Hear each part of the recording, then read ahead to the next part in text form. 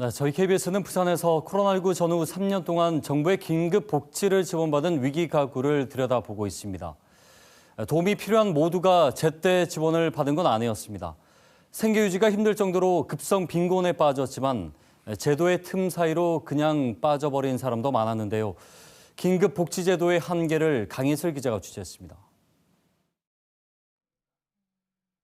법인 택시를 몰아온 이 60대는 코로나19 이후 수입이 급감했습니다. 식당, 주점 등의 영업시간 제한으로 밤에 택시 손님까지 크게 줄어 운전할수록 손해였습니다. 상권 타격의 여파가 미친 셈입니다. 12시간 이상을 일을 하는데도 만 원짜리 하나를 집에 챙겨가지를 못하고 월급에서 마이너스가 되다 보니까 정말 많이 힘들었죠. 어쩔 수 없이 운전대를 놓았지만 급성 빈곤 가구에 지원하는 정부의 긴급복지를 받지 못했습니다. 20대 자녀가 모은 적금이 가구의 금융재산으로 잡혀 지원 기준인 500만 원을 넘었기 때문입니다.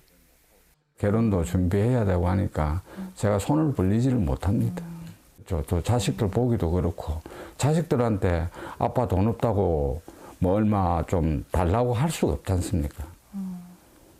이처럼 정부 지원을 받지 못하는 위기 가구를 돕기 위해 지난해 10월부터 부산시도 긴급복지 제도를 운용했습니다. 소득이나 재산 등 지원 조건을 정부 기준보다 완화했더니 석 달 동안 2,400여 명이 10억 원가량의 생계비를 받았습니다. 코로나19를 겪으며 갑자기 닥친 경제적 위기 탓에 기존 제도로는 구제할 수 없는 가구가 많았다는 뜻입니다. 부산형 긴급복지를 받은 대상자의 위기 사유 역시 실직이 34%로 가장 많았고 40살에서 64살 사이의 중장년층이 절반 이상을 차지했습니다. 특히 코로나19 이후 급성 빈곤에 빠진 가구는 긴급복지 제도만으로 위기에 벗어나기가 더 힘들 것이란 우려도 나옵니다. 산업 환경이 달라져 취업이나 창업 등으로 예전처럼 경제 활동을 하기가 쉽지 않기 때문입니다.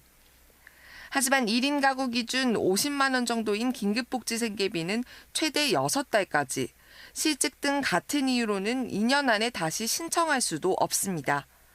긴급복지를 받을 때와 다른 위기 사유가 생기더라도 석 달이 지나야 지원해 줍니다. 지금 당장 지원을 했을 때는 당장의 생계는 해결할 수 있는 정도는 되지만은 근본적인 위기 상황을 해소할 수 있는 정도의 도움은 안 되거든요.